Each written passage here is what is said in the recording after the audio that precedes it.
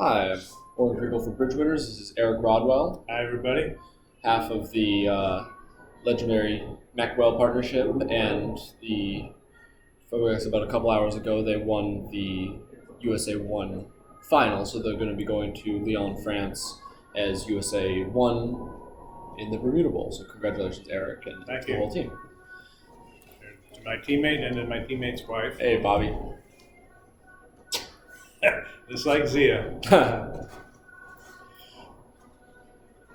So you and Jeff, you guys play the second, third, and fourth segments usually during the day. So you come in and play the last three, and you're sort of the closers for your team. Is that fair to say? Bobby want to play 1, 3, and 4. So that's their them by preference? playing 2, 3, and 4. I see.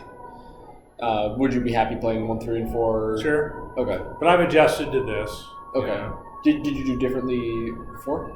Well, I think in the match we got drubbed by the Fleischer team in last year's trials. We were doing 1, 3, 4. Oh, okay. So So maybe this that worked was better. why we abandoned that. I see.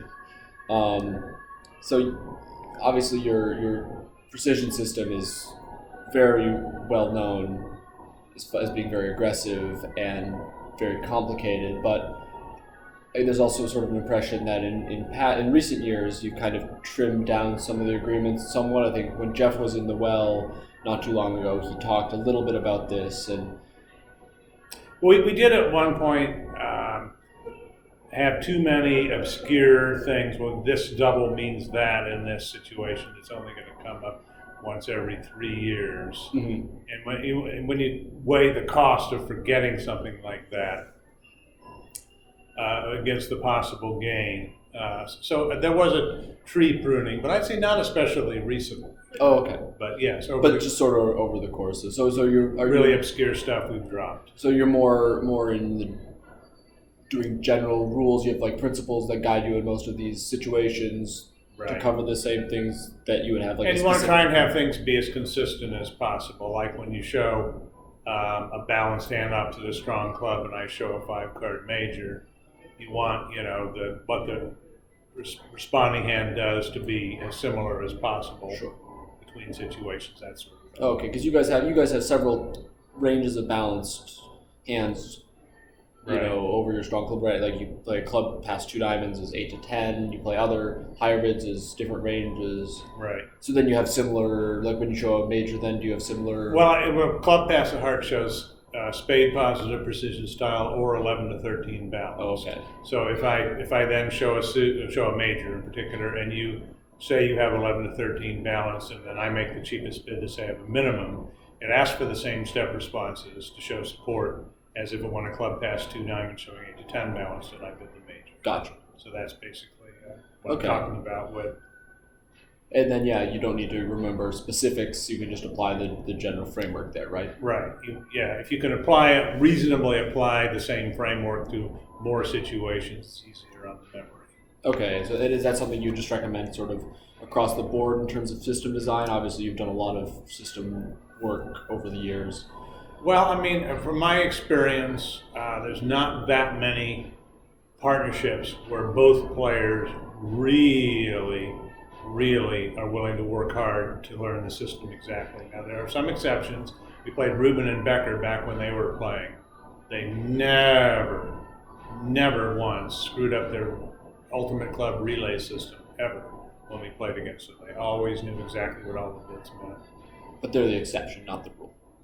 Even in a partnership like yours, you're much more system oriented. You said that you said that's your job is to have the system. Well, he's into the system in as much as it will make us effective. Okay. But the system for the system's sake is not. It's all geared toward.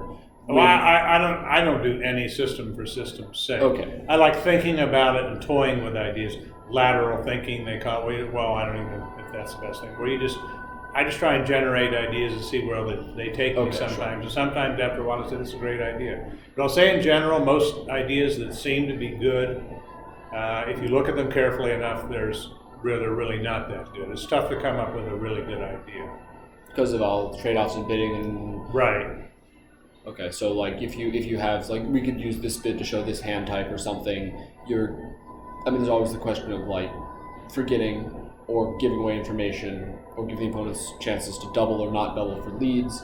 And then there's a question of whatever you're giving up by assigning some bid an artificial meaning. Right, because we don't have unused bids, that are basic, Right. Okay, because you guys, your system is so well fleshed out that you're coming up with a new, some really good improvement would be kind of rare because you've already got such a good solid.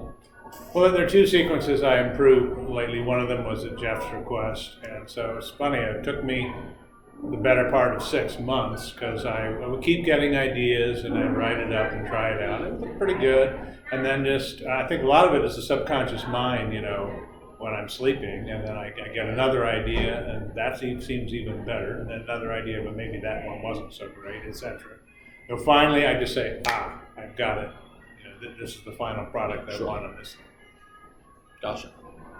So, another thing that Jeff said in the well, and I'd be interested in your take on it, is that he feels that he or you as a partnership are playing better, more effectively now than you were in the past. I don't know exactly what time frame he was referring to, but he said sort of like when he was younger. He's taking more time to think through the hands and make sure he doesn't miss stuff as opposed to going with his gun instinct or his sort of... Well, he's got great instincts. He's got better instincts than I do. But, nobody's instincts are as good as instincts plus careful thought. Sure. So do you agree with him that you guys are playing better now than you were, say, 10 years ago? Overall, I would say. But, okay. You take a look at a few hands we have, you say, well, what's he talking about there? But, well, I mean, everyone has sure. There's no one's perfect all the time. Right. And then the other thing is, your team, the Nickel team, has sort of this reputation of being the number one team in the world, and I think if you look at your results, it certainly bears that out. But compare your results in recent years, like you won the Vanderbilt this year, you won the trials in 2015 or 2014, and you won the Vanderbilt in 2014. Right.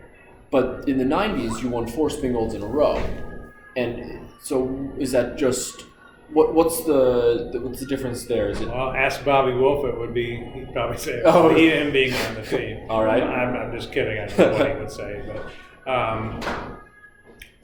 it was just. They didn't have the influx of foreign players, and the foreign players a lot of them are hard workers on their partnerships, and very innovative with some of their ideas.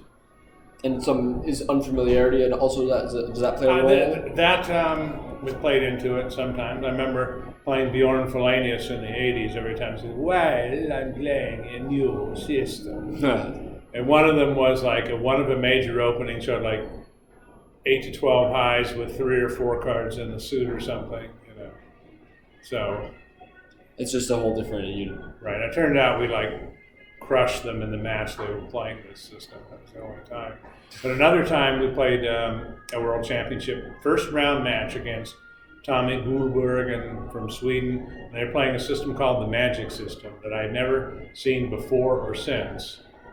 And it just absolutely hit a home run on virtually every single hand that they had, and we just had no shot of winning this match. So, What about card play standards? Has that gone? I think the general consensus is card play has gotten better. Well, I mean, people are learning, how to communicate with legitimate. I want to emphasize that. Right. Defensive signals. We've seen some videos that show how people extend those methods improperly. Yeah, well, and also, I mean, there's a lot more resources, I think, now than there were, say, 20 or 30 years ago. Like your book, for instance, is really good. I've read that. I don't know. I think I've read it cover to cover 3 times maybe, and flipped through it several, more than that. And there's just so many good, positions that you see there that you don't really see any other places, or maybe it'd be rare. You might find one in like a bridge world right up somewhere, some weird position. But well, thanks, I appreciate that. Well, we worked really hard on that book. I would never want to do anything like that entirely by myself. It's too much work.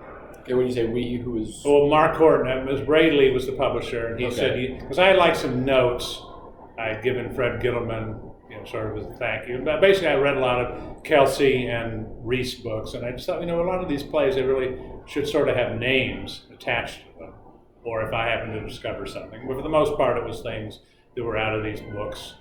And so I came up with these names, and they said, this really needs to be a book. I said, well, it's a long way from being a book. He said, you're right. And finally, in 2010, he said, how about if Mark Horton writes the book?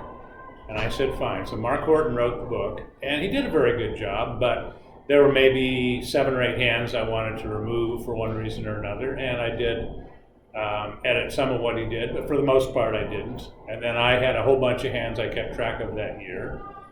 And then I wrote like an 80-page introduction sort of to help players who were not, at the top level to sort of get the tools that they need.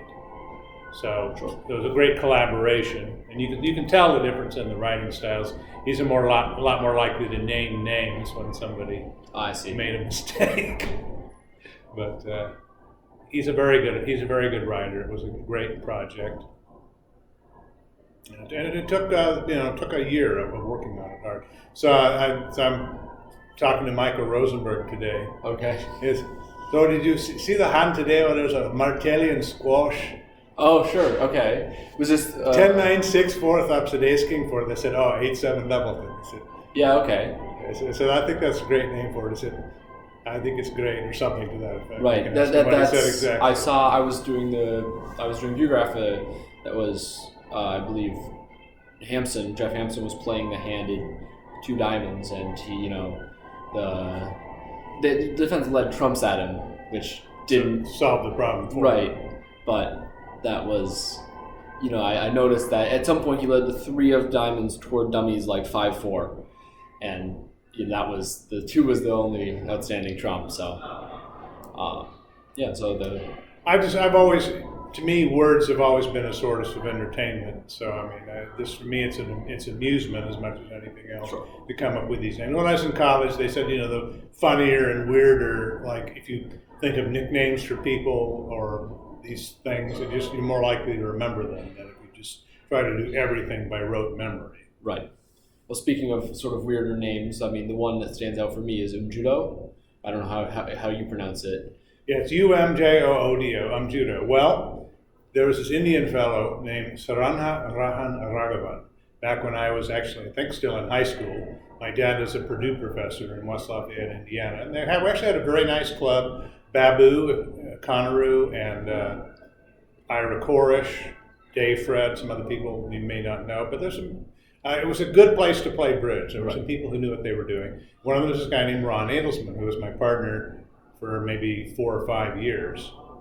And so this Indian guy, Raghavan, came up with a diamond past 2 hearts, showing a reverse Flannery hand, like 5 spades and 4 hearts. Now this was so long ago, but I believe that I came up with the extension of 2 spade response to 1 diamond, showing the same thing but an invitation. So then Adelsman was also somebody who was into naming everything and giving nicknames to everybody. So there's this couple named the Kramers, and for some reason we would get 2 tops every time we played them. And he said, the Creamers. I said, well, they're not the Creamers. He said, they're the Creamies. So that became their nickname. Anyway, so he came up with this Umjudo, unusual major jumps over 1 diamond opening. So he named it.